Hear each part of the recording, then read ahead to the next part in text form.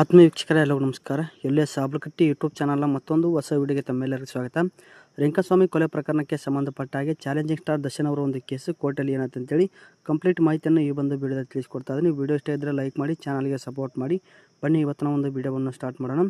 ದರ್ಶನ್ ಮತ್ತು ಪವಿತ್ರ ಗೌಡ ಸೇರಿದಂತೆ ಎಲ್ಲರೂ ಕೂಡ ಇಲ್ಲಿ ವಿಡಿಯೋ ಕಾನ್ಫರೆನ್ಸ್ ಕಾಲ್ ಮುಖಾಂತರ ಕೋರ್ಟಿಗೆ ಕೂಡ ಏಪ್ರಿಲ್ 21ನೇ ತಾರೀಕಿಗೆ ಕೋರ್ಟಿಗೆ ಅಟೆಂಡ್ ಆಗಿದ್ದರು. ಅಲ್ಲಿ ಕೂಡ ವಿಟ್ನೆಸ್ಗಳ ಒಂದು A10 ವ್ಯಕ್ತಿಗೆ ಸಂಬಂಧಿಸಿದ ಒಂದು ಸಾಕ್ಷಿ ವಿಚಾರಣೆ ಕೂಡ ಆಗಿದೆ. ಅದಾದ ನಂತರ ಈ ಒಂದು ಕೇಸನ್ನು ಇದೇ ಏಪ್ರಿಲ್ 27 ಮತ್ತು 28ನೇ ತಾರೀಕಿಗೆ ಕೂಡ ಅಲ್ಲಿ ಮುಂದೂಡಲಾಗಿತ್ತು. 27 ಮತ್ತು 28ನೇ ತಾರೀಕಿಗೆ ಅಲ್ಲಿಯೂ ಕೂಡ ಸ್ವಲ್ಪ ಸಾಕ್ಷಿ ವಿಚಾರಣೆ ಕೂಡ ಮಾಡಲಾಗಿದೆ. ಮತ್ತು ಈ ಒಂದು ಕೇಸನ್ನು ಮೇ 12ನೇ ತಾರೀಕಿಗೆ ಕೂಡ ಇಲ್ಲಿ ಮುಂದೂಡಲಾಗಿದೆ. ಸದ್ಯಕ್ಕೆ ಚಾಲೆಂಜಿಂಗ್ ಸ್ಟಾರ್ ದರ್ಶನ್ ಅವರಿಗೆ ಬೆನ್ನೋವು ಕಾಣಿಸಿಕೊಂಡಿದೆ ಅಂತೇಳಿ ದರ್ಶನ್ ಪರ ವಕೀಲರು ಕೂಡ ಇಲ್ಲಿ ಸುಪ್ರೀಂ ಕೋರ್ಟಿಗೆ ಒಂದು ಅರ್ಜಿಯನ್ನು ಕೂಡ ಸಲ್ಲಿಸಿದ್ದಾರೆ. ದರ್ಶನ್ ಅವರಿಗೆ ಮಧ್ಯಂತರ ಒಂದು ಜಾಮೀನು ನೀಡಬೇಕಂತೇಳಿ ದರ್ಶನ್ ಪರ ವಕೀಲರು ಕೂಡ ಈಗ ಸುಪ್ರೀಂ ಕೋರ್ಟಿಗೆ ಒಂದು ಅರ್ಜಿಯನ್ನು ಕೂಡ ಸಲ್ಲಿಸಿದ್ದಾರೆ.